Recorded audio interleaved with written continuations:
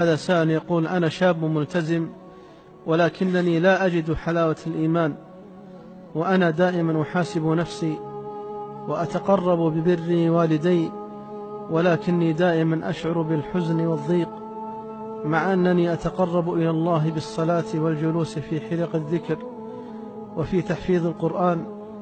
وأخيرا يا شيخ، أنا أعلم أن الخلل من نفسي، ولكنني لا أدري أين هو الخلل الذي يجعلني دائما في حزن، وجزاكم الله خيرا.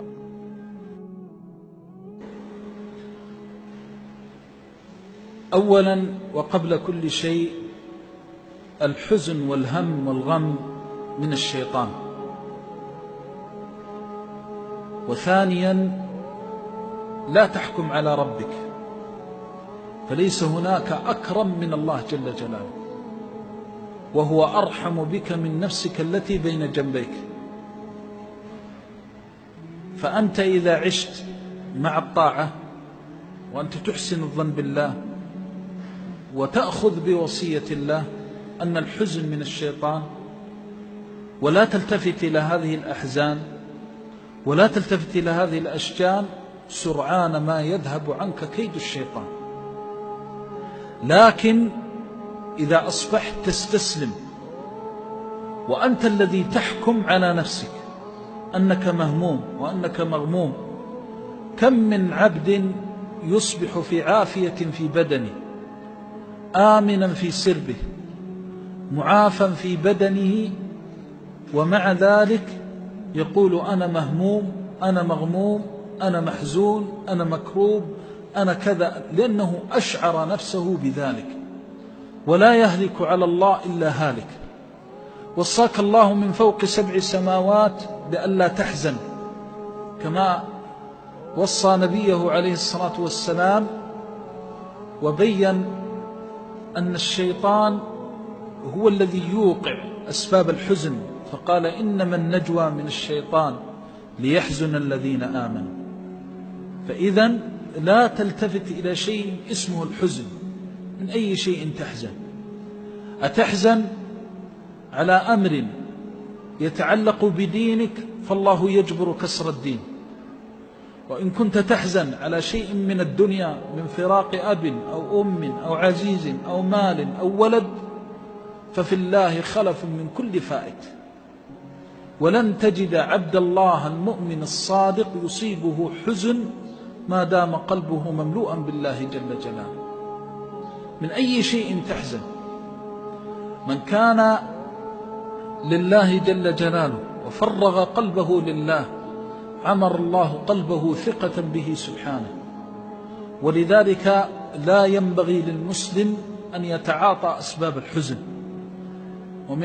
فإنه إن فعل ذلك أعان الشيطان على نفسه. ولذلك استعاذ النبي صلى الله عليه وسلم من الحزن، وقال لأبي أمامة رضي الله عنه حينما دخل ورآه جالسا في المسجد، فقال: يا أبا أمامة، بأبي وأمي صلوات الله وسلامه عليه، كان أرأف بالناس من آبائهم وأمهاتهم. رأى هذا الصحابي جالسا في المسجد في ساعة غير ساعة الصلاة. وانظر إلى هذا النبي الكريم الذي شرفه الله وكرمه وجعله خاتم النبيين، ومع ذلك يتفقد أصحابه. قال: يا أبا أمامة، ما الذي أجلسك في المسجد في هذه الساعة؟ فقال: يا رسول الله، هموم غلبتني وديون ركبتني. فقال نبي الرحمة صلوات الله وسلامه عليه: أولا أدلك على كلمات إذا قلتهن أذهب الله همك وقضى دينك؟ قال: بلى يا رسول الله. قال: قل اللهم إني أعوذ بك من الهم والحزن، وأعوذ بك من العجز والكسل. انظر كيف قرن الحزن مع العجز والكسل. أعوذ بك من الهم والحزن، وأعوذ بك من العجز والكسل، وأعوذ بك من غلبة الدين وقهر الرجال. قال: فقلتهن، فنعم القائل ونعم ما قال. هؤلاء الصحابة الذين إذا سمعوا شيئا في كتاب الله اعتقدوه ونطقوا به، ولكن بقلوب مؤمنة عامرة بالإيمان. ما قال والله ديني كثير كيف يقضى؟ هذه الكلمات تقضي ديني؟ أنا علي ملايين تقضي هذه الكلمات؟ نعم والله لو كانت عليك الدنيا وأضعافها لقضاها ربك، ما دام أن النبي صلى الله عليه وسلم يقول أنها ستقضى. يقول أنا مهموم محزون، هذه الكلمات تذهب الحزن؟ نعم، حينما تؤمن، حينما تسلم، لا عندما تعجز وتستسلم.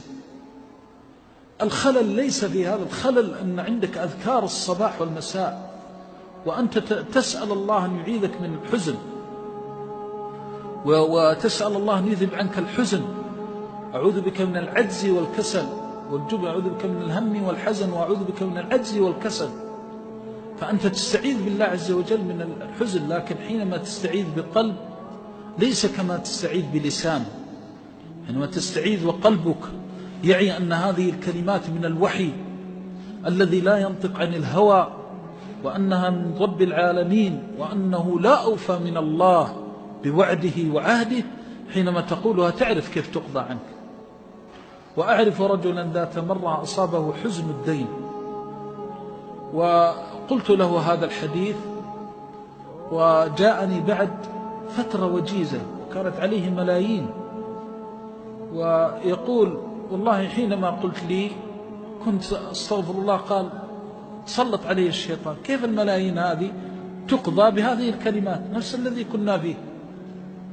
قال فتح الله علي بالفرج من حيث لا أحتسب، لكني حينما جاء قال كيف تقضى الملايين؟ قال قلت أعوذ بالله من الشيطان الرجيم، الله يبعث رسوله عليه الصلاة والسلام ليقول لنا هذا الكلام، والله لا يخلف الوعد أبدا، سأقوله ولزمها.